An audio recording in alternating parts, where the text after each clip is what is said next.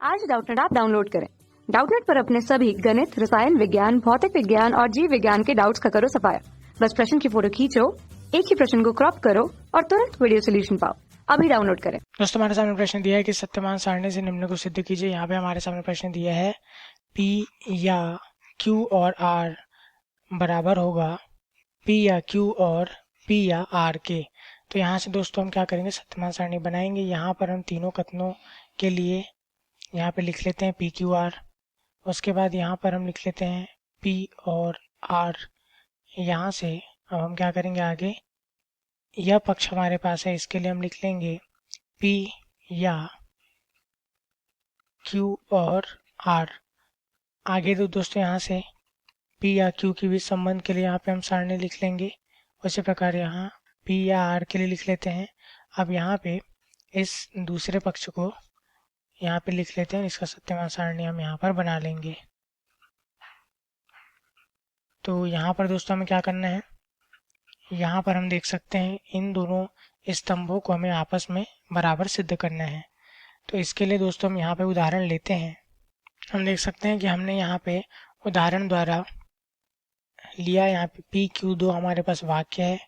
यह हमारे पास और का चिन्ह दिखाई दे रहा है, तो इसको हम और लिख लेते हैं। यह हमारे पास संयोजक या का चिन्ह दिखाई दे रहा है, इसे हम यहाँ लिख लेते हैं। यदि हम बात करें यहाँ पे T से तात्पर्य यह है कि कथन हमारा सत्य है अर्थात ट्रू है। F से तात्पर्य यह है कि कथन हमारा असत्य है अर्थात फॉल्स है। यहाँ पर दोस्तों यदि हम देखें तो हमारे पास PQR तीन कथन है।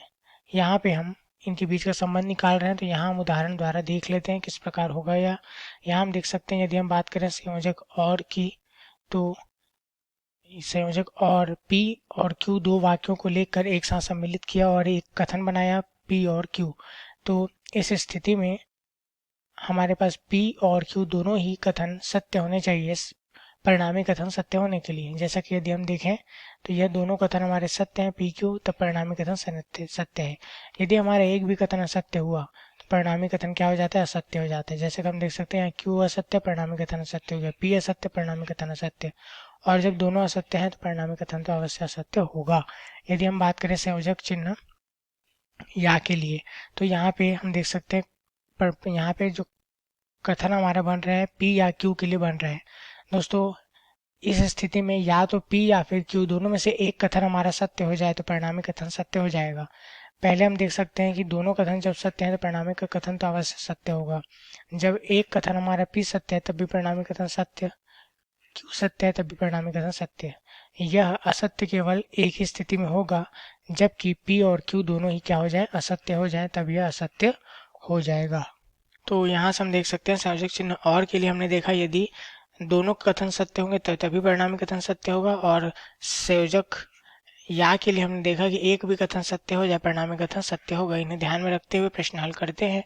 यहाँ पे PQR तीन कथन है, इन तीनों को सम्मिलित रूप से सत्य असत्य लिखने पर हमारे पास 8 स्थितियां बनती है। तो इन्हें लिख लेते हैं यहाँ पे सत्य सत्य, सत्य सत्य, असत्य असत्य, असत्य असत्य। P के लिए हो गया। Q के लिए हम देखें सत्य सत्य, असत्य असत्य, सत्य सत्य, असत्य असत्य हो गया। R के लिए हम देखें सत्य असत्य, सत्य असत्य, सत्य असत्य तथा सत्य असत्य। यहाँ पे 8 स्थितियां हमारे पास बन गई, 8 पंक्तियां हमारे पास हैं। हम देखते हैं यहाँ पे भिन्न भिन्न स्थितियों में हमारे पास क्या क्या मान यहाँ पे आते हैं। अब बात करते हैं यहाँ पे हम Q और R के लिए। Q और R की स्थिति में दोस्तों यहाँ पर संयोजक और हमारे पास है, तो संयोजक और के लिए जानते हैं कि एक भी कथन असत्य हुआ परिणामी कथन असत्य हो जाएगा।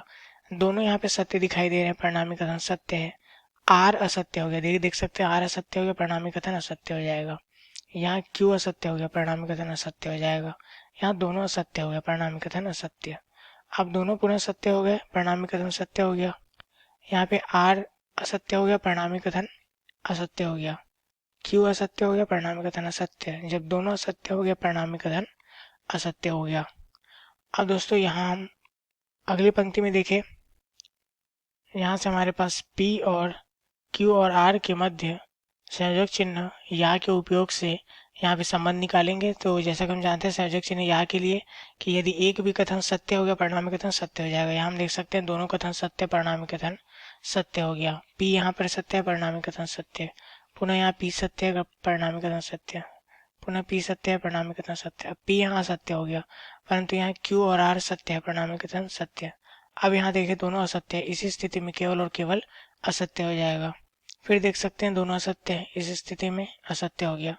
पुनः देख सकते हैं दोनों असत्य हैं, पुनः यहाँ पे असत्य हो गया। हम दोस्तों इसके आगे अगली पंक्ति में यदि हम जाए तो हम देख सकते हैं हमें पी क्यू के मध्य संबंध निकालना है। संयोजक चिन्ह या का उपयोग किया गया है।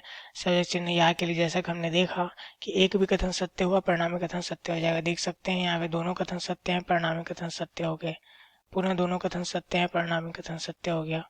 अब यहाँ पे पी हमारा सत्य है परिणामी कथन सत्य, पुनः पी सत्य है परिणामी कथन सत्य। आगे देखते हैं हमारे पास पी तो असत्य हो गया लेकिन क्यू सत्य है परिणामी कथन सत्य, पुनः यहाँ पे क्यू सत्य हो गया परिणामी कथन सत्य। आगे देखें तो दोनों असत्य दिखाई दे रहे हैं तब परिणामी कथन असत्य तथा पुनः दोनों असत्य दिखाई दे रहे हैं परिणामी कथन असत्य हो जाएगा। इसी प्रकार पी और क्यू के माध्यम से संयोजक चिन्ह या की सहायता से यहाँ पे संबंध निकालेंगे। तो यहाँ दोस्तों पहली पंक्ति में दोनों कथन सत्य है परिणामी कथन सत्य, पी सत्य है फिर भी परिणामी कथन सत्य, पुनः दोनों कथन सत्य है परिणामी कथन सत्य। चौथी पंक्ति में पी सत्य परिणामी कथन सत्य। अब यहाँ पी तो असत्य है परंतु यहाँ आर हमारा सत्य है परिणामी कथन सत्य हो गया। जब दोनों असत्य हो गए तब परिणामी कथन असत्य मिला। अब यहाँ पे आर हमारा सत्य हो गया परिणामी कथन सत्य हो गया तथा यहाँ दोनों असत्य हो गए पुनः परिणामी कथन सत्य हो गया। अब दोस्तों यहाँ पर हमें जो अंत में दो स्तंभ मिले हैं इनके मध्य हम संयोजक चिन्ह और की सहायता से संबंध लगाएंगे और यहाँ से दोस्तों संयोजक चिन्ह और के लिए जानते हैं एक भी कथन असत्य हुआ परिणामी कथन असत्य हो जाता है। तो यहाँ देखें दोनों कथन सत्य है परिणामी कथन सत्य, अगली पंक्ति में भी उसी प्रकार होगा, सभी में दोनों कथन सत्य दिखाई दे परिणामी कथन सत्य मिल रहा है। अब यहाँ आगे देखें हम तो पी या क्यू इस पंक्ति में हमारे पास एक कथन असत्य हो गया तो परिणामी कथन असत्य हो जाएगा चूंकि संयोजक और का उपयोग किया गया है। अब यहाँ देखें पी या क्यू में भी असत्य है परिणामी कथन असत्य हो गया, दोनों असत्य है परिणामी कथन असत्य हो गया। अब दोस्तों यहाँ पर जैसे कि हमें प्रश्न में पूछा गया था दो कथन दिए गए थे जिनको हमने यहाँ पे अभी सारणी में दर्शाया है। यह दो स्तंभ हमारे पास है तो इन दोनों के मध्य में संबंध बताना था कि क्या यह आपस में बराबर है। तो यहाँ यदि हम ध्यान से देखें तो इसकी प्रत्येक पंक्ति के जो सत्यमान है वह समान हमें दिखाई दे रहे हैं।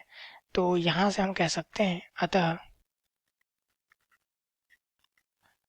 अतः पी या क्यू और आर ये बराबर है पी या क्यू और पी या आर के। सिद्ध हुआ। तो दोस्तों उम्मीद है आप लोग के सवाल समझ में आया होगा। धन्यवाद। कक्षा 6वीं से 12वीं से लेकर नीट, IIT, JEE वो एडवांस के लेवल तक 1 करोड़ से ज्यादा छात्रों का भरोसा। आज ही डाउनलोड करें डाउटनेट ऐप या व्हाट्सएप करें अपने सारे डाउट्स 8400 400 400 पर।